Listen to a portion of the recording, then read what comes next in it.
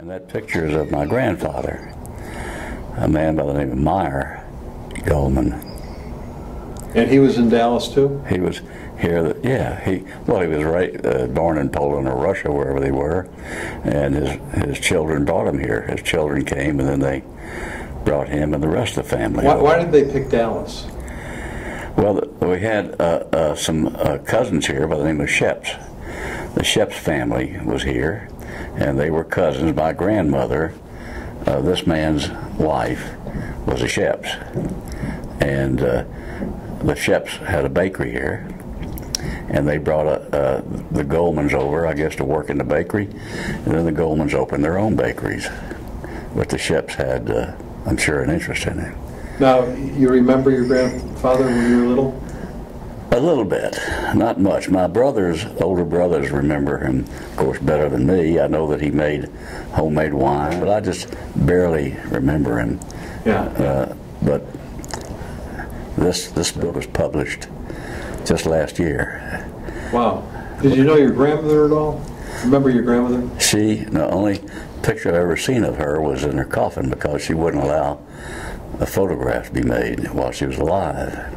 Okay, okay. So you have no remembrances of her when she was alive? No. This was on your dad's side? My father's side, yeah. What about your grandparents on your mom's side? Well, I knew her mother, but I didn't know her father. Okay. And where was your grandmother here? No, well, she was here when she passed away, but she came from Lithuania. Right. Came through England, where she spent some time in England, and then immigrated here, as my understanding of the story. And she married after she got here, and my mother was her next to oldest daughter. Yeah, yeah. What did your parents do?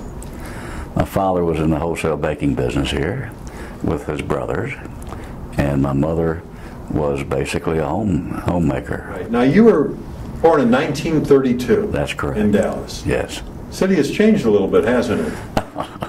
Yeah, you're being funny now. No, it's yes, greatly. I think there's probably around 300,000 people when I was a teenager. Right. Or maybe a little bit more. What part of Dallas did you grow up in? Well, we started in South Dallas on Park Row, and then we moved to a street in East Dallas, near East Dallas, called Martell and Concho in East Dallas. And we lived there for a long time. And now, when you were born, it was the beginning of the end of the Depression. Yeah. Did your folks ever talk to you and your brothers about the Depression? How did it hit that family? Well, the only story I know is Dad had at one point had been in the baking business here with his brothers, and at one point decided he would move to Houston and open a bakery, which he did, but it didn't go. So he came back here broke, and at that point in time, I guess he had to borrow money from my oldest brother, who's now deceased.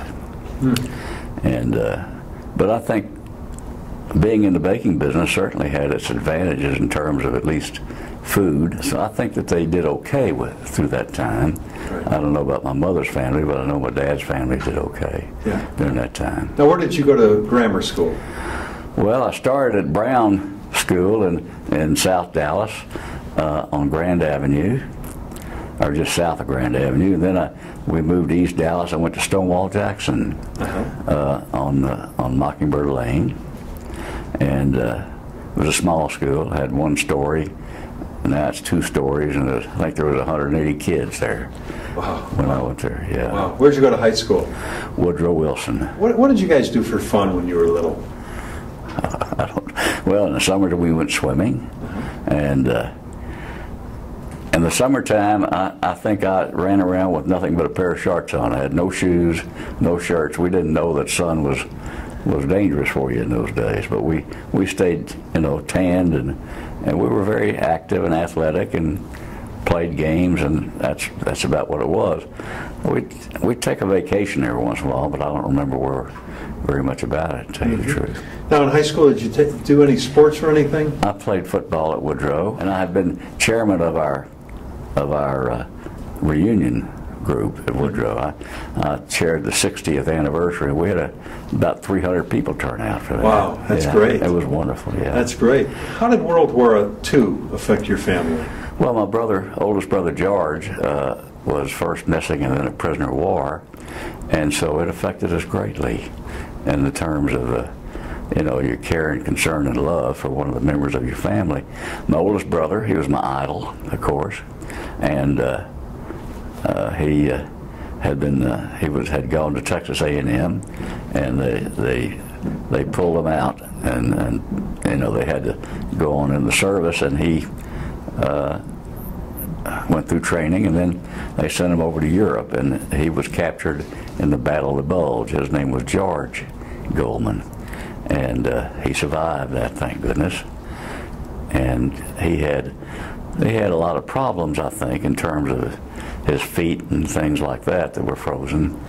But he died at 63 at a very young age, but he had had heart troubles for many years.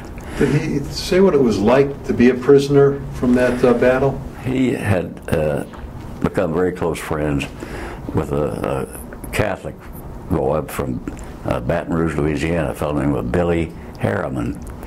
And Billy they were going through basic training in Paris, Texas, at Camp Maxey. And he would bring Billy home for the weekends, and Billy would stay at our house. And as a matter of fact, when Billy got married, he spent his wedding night in my brother's bedroom. And the funny thing about it was that the bed broke. This was the same bed that my brothers and I had always wrestled and had fun on, and it always used to break. Well, it broke that night. But anyhow, they're gone in the war. They're overseas, and the battle starts, and he's captured, and he had on a Star of David, and he was concerned because they were captured by the SS, and they were shooting Jewish prisoners, or that's what the rumor was. So he said to Billy, what should I do? And he said, throw off your mezuzah and your dog tags, I guess, and take mine, which he did. And when they came to George,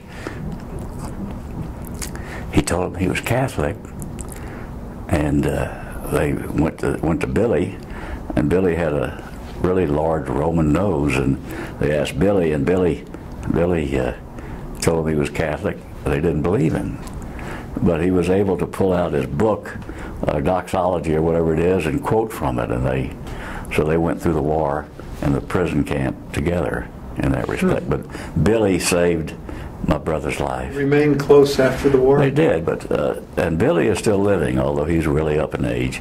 And my brother, of course, died at 63. Yeah.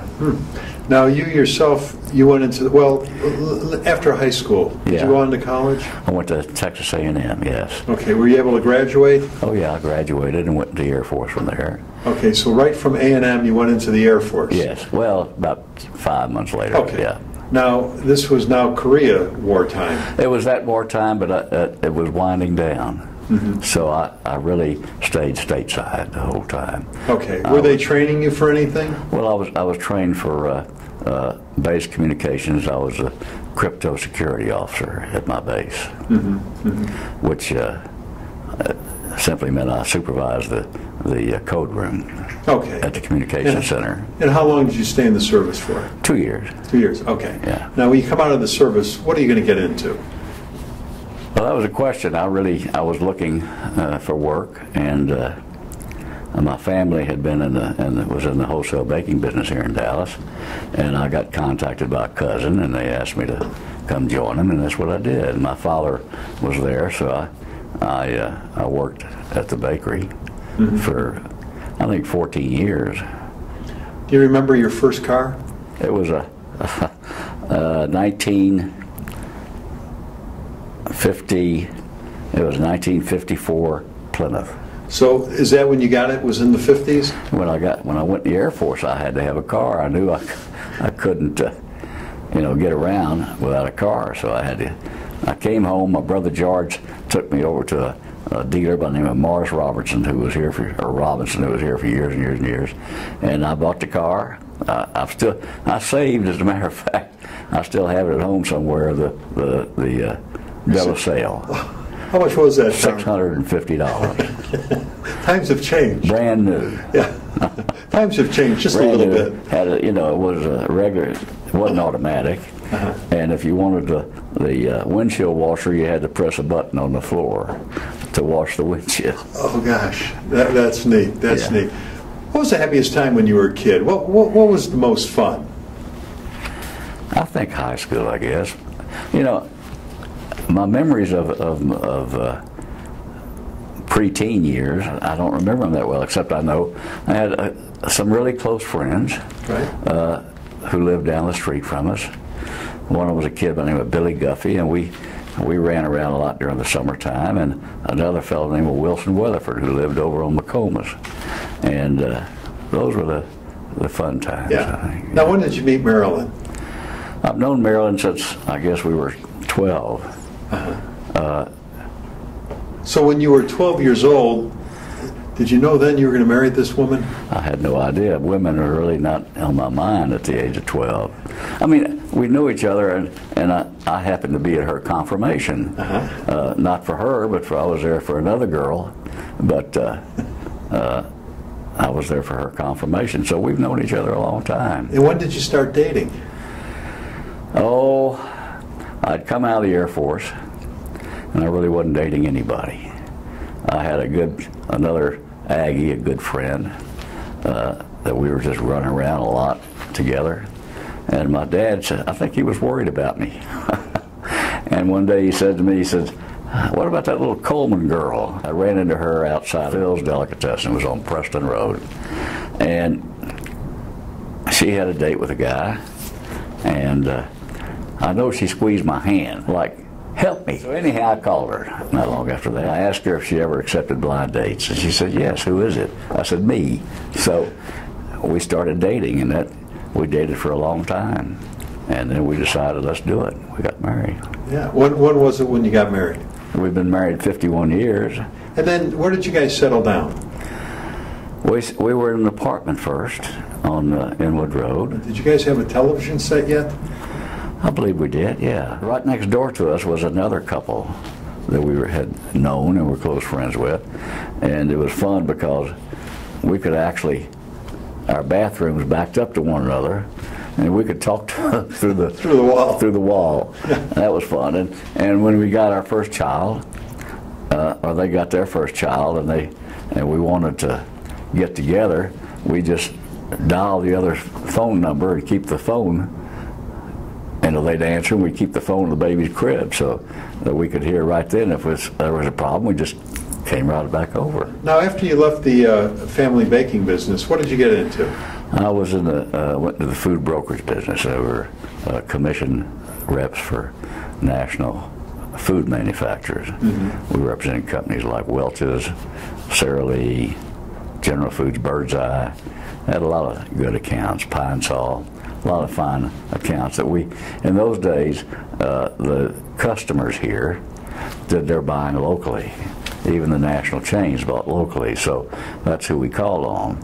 And but the day came when they started doing centralized buying, and that was kind of the end of the food brokerage business. For the Jewish community in general, how has that changed over the years in Dallas? Well, it's a lot bigger, and it's organized. Our whole experience when I was growing up was either at the synagogue or the temple, and I was not involved basically that much in the community. I guess I spent all my time working. There was a time when I was asked to serve on a young person's committee downtown, which I think had to do with the community. And I served on it a couple of years, but that was it. I didn't do much after that. What do you think was the greatest invention in your lifetime? Atomic energy, which is not an invention, but a discovery, I guess. Right. That was certainly big. Flying had already started. I don't know. One of the major problems, I guess, is the development of weapons of war, which have been so have become so dangerous. Yeah, yeah. What got you interested in flying that you wanted to join the Air Force? Well, I didn't fly in the Air Force. I just, I had served in the Air Force ROTC at A&M, and that's where I got commissioned. And as I said, I was in base communications. I wasn't a pilot. Now, in your lifetime, there's been so many momentous occasions. You know, you lived through the end of the Depression, of course, World War II, the Korean War, a president shot here in Dallas, something good, a moon landing in '69. Yeah, and all amazing things. You know, of course, the tragedy of 9/11. Yeah. Any one of those or something else that really stood out? Oh, they're all terrible.